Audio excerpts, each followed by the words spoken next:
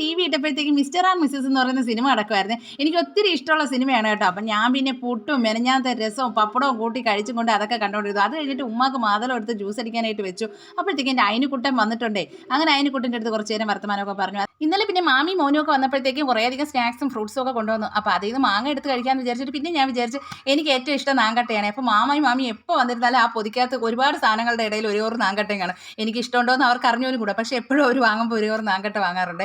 അപ്പോൾ എനിക്ക് ഒത്തിരി ഇഷ്ടമാണ്. അപ്പോൾ ഞാൻ ഒരു നാങ്കട്ട പൊട്ടിച്ച് വെച്ച് കഴിച്ചപ്പോഴത്തേക്ക് എൻ്റെ മുത്തുമണിയാണെങ്കിൽ വന്ന് ചോദിക്കുവാണ്. അങ്ങനെ അതും കഴിച്ച് കുറച്ച് നേരം ടി വി ഉണ്ട്. പിന്നെ സിനിമ തീരാറായി. അപ്പോഴത്തേക്കും ഞാനാണെങ്കിൽ സവാളയൊക്കെ അതിൻ്റെ മുമ്പിൽ കൊണ്ടുവച്ച് അങ്ങോട്ട് അരിഞ്ഞെടുത്തിട്ടുണ്ട്. അത് നെച്ചോറ് വെക്കാമെന്ന് വിചാരിച്ചിട്ട് അങ്ങനെ നെച്ചോറിനുള്ള ഇഞ്ചി വെളുത്തുള്ളി എല്ലാം ചതച്ചെടുത്ത് കുക്കറിലാണ് ഇന്ന് വെക്കുന്നത് കേട്ടോ. കുറച്ചരിയിട്ടാണ് വെക്കുന്നത്. അപ്പോൾ അതിനുള്ള സാധനങ്ങളെല്ലാം കുക്കറിലോട്ട് ഇട്ട് വഴറ്റി നമ്മുടെ തക്കാളിയും പിന്നെ മല്ലിയില നമ്മൾ കടയിൽ നിന്ന് കിട്ടാത്തതുകൊണ്ട് നമ്മുടെ വീട്ടിലുള്ള മറ്റേ ആഫ്രിക്കൻ മല്ലിയോ മെക്സിക്കൻ മല്ലിയോ ആ മല്ലിയിട്ടാണ് നമ്മൾ ഇന്ന് ഇതിലോട്ട് ഇട്ടത് കേട്ടോ. നല്ല മണമാണ് മല്ലിയില. നമ്മുടെ മറ്റേ മല്ലിയില പോലെ തന്നെയാണ്. അങ്ങനെ നമ്മുടെ നെച്ചോറെല്ലാം വെന്ത് വന്നിട്ടുണ്ട്. വെന്ത് വന്നപ്പോഴത്തേക്ക് ഒരു സലാഡ് തയ്യാറാക്കി പിന്നെ കുറച്ച് ചിക്കനും കറി വെച്ചിട്ട്. അപ്പോൾ ഉമ്മയാണ് ഇന്ന് ചിക്കൻ സ്പോൺസർ ചെയ്തിരിക്കുന്നത്.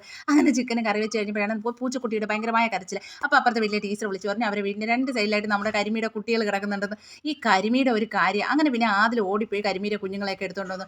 ഇനി യോമാർക്ക് ചോറും വേണ്ട വെള്ളവും വേണ്ട ഒന്നും വേണ്ട. ഇനി ഈ പൂച്ചക്കുട്ടികളുടെ പിറകെ ആയിരിക്കും കേട്ടോ. അപ്പോൾ ഇത്തിരി വലുതായിട്ടുണ്ട് ആളുകളൊക്കെ.